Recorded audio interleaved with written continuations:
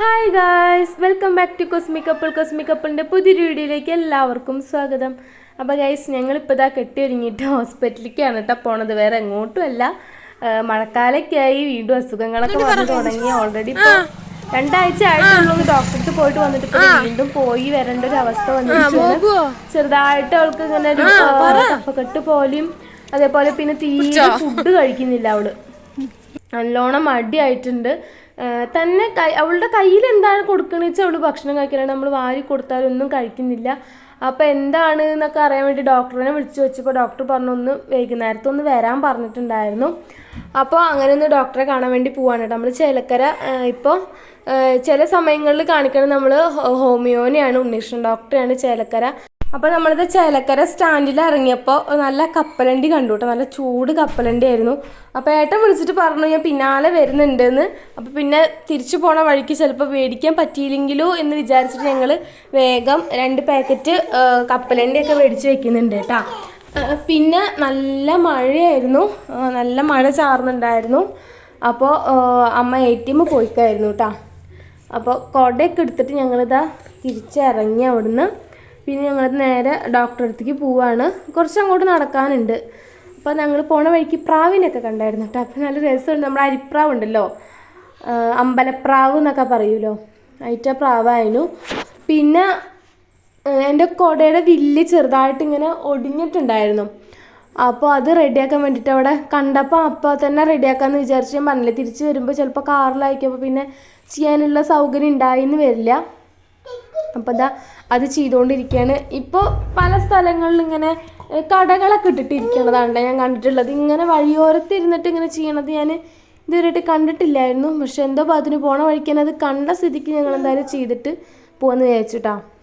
പിന്നെ മഴയൊക്കെ ചാറുന്നുണ്ടായിരുന്നു. ആമി അതിൻ്റെ ഇടയ്ക്ക് ഇങ്ങനെ വായിൽ ഇങ്ങനെ അങ്ങനെ ആക്കില്ലേ, ഇങ്ങനെ കൈ കൊണ്ട് ഇങ്ങനെ അതുപോലെ ആക്കിയിട്ട് കളിക്കായിരുന്നിട്ട് അവിടെ ഉണ്ടായിരുന്നത്. അങ്ങനെ ഞങ്ങളിതാ നവജീവൻ ഹോസ്പിറ്റലിലേക്ക് എത്തി. ഇതൊരു ഹോസ്പിറ്റൽ എന്ന് പറയുമ്പോൾ ഇതൊരു ക്ലിനിക്കാണ് കേട്ടോ. കുറേ വർഷമായി മാമൻ്റെ മക്കളൊക്കെ ഇവിടെ തന്നെയാണ് കാണിക്കുന്നത്. നമ്മുടെ സാധാ ഇംഗ്ലീഷ് മരുന്നിനെക്കാട്ടും റേറ്റാണ് സത്യം പറഞ്ഞാൽ ഹോമിയോപ്പതിക്ക്. എന്താ പറയുക, അവൾക്ക് 2 ഗുളികയും ഞാൻ പറഞ്ഞുതരാം എന്തൊക്കെയാണ് അവൾക്ക് എഴുതി തന്നേക്കണത്, ഞാൻ പറഞ്ഞുതരാം വഴിയെ. അപ്പോൾ അത് ആ ഒരു കാർഡൊക്കെ ഉണ്ട്. അപ്പോൾ അത് കാർഡൊക്കെ പിടിച്ച് ആമ ഇങ്ങനെ നിൽക്കുകയാണ്. പിന്നെ ഡോക്ടറുടെ ഉള്ളിൽ കയറി കഴിഞ്ഞാൽ സത്യം പറഞ്ഞാൽ അവൾ മടിയിൽ കയറിയിരുന്ന് ഇങ്ങനെ ഡോക്ടറെ ഇങ്ങനെ നോക്കിയിരിക്കണ ആളാണ് കേട്ടോ, അത് പേടിച്ചിട്ട്. പക്ഷെ എന്താണെന്ന് അറിയില്ല, അവൾ ഇറങ്ങി നടക്കണമൊക്കെ ഉണ്ടായിരുന്നു. എന്താ നല്ല കളിയൊക്കെ ആയിരുന്നു കേട്ടോ ഡോക്ടറോട്.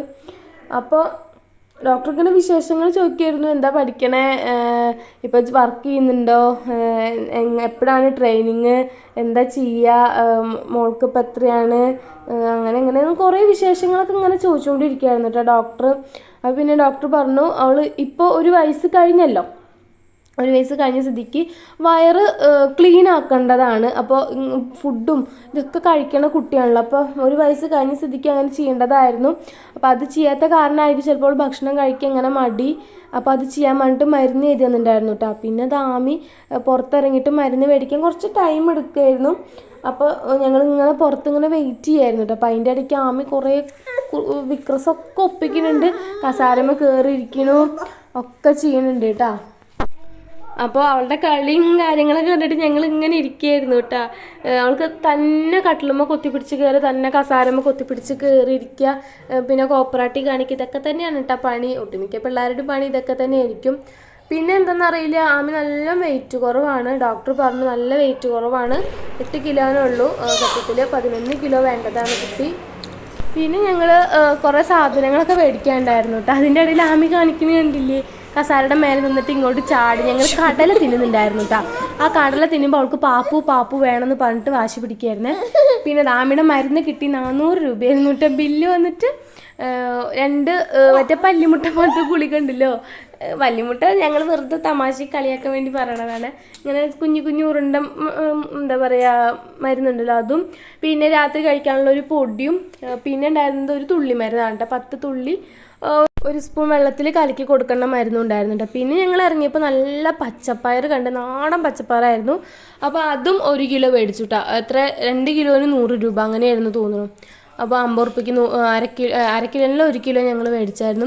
പിന്നെ മീൻ മേടിക്കാൻ വേണ്ടിയിട്ട് കയറിയായിരുന്നു കേട്ടോ.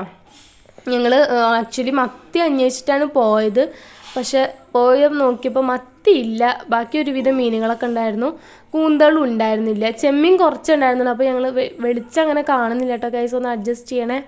അപ്പോൾ ഉണ്ടായിരുന്ന മീൻ വന്നിട്ട് അമ്മയ്ക്ക് പിടിക്കണത്, എനിക്ക് ഏതായാലും കുഴപ്പമില്ല, പക്ഷെ അമ്മയ്ക്ക് പിടിക്കണത് അയില മാത്രമായിരുന്നു ഗൈസ്. അപ്പോൾ അങ്ങനെ അയില മേടിച്ചായിരുന്നു കേട്ടോ.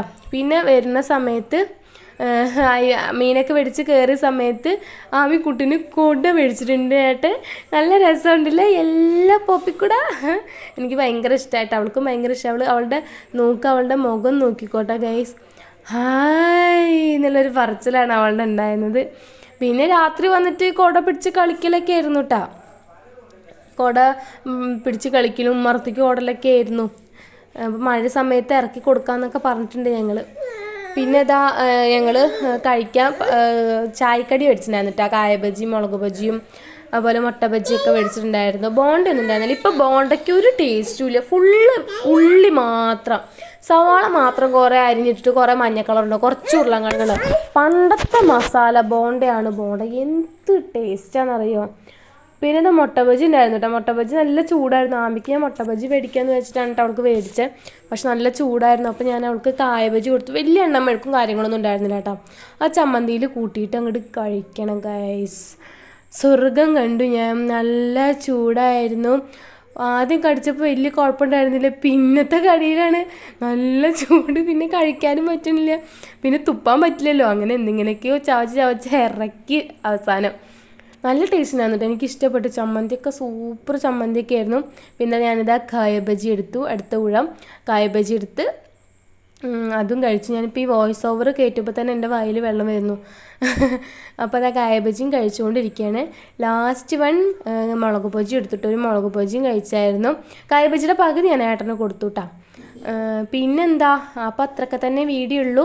അപ്പോൾ ഹോസ്പിറ്റലിൽ കാണാൻ പോയിട്ട് അവസാനം തിന്നിട്ട് വരേണ്ട അവസ്ഥയായിരുന്നു ഞങ്ങളുടെ.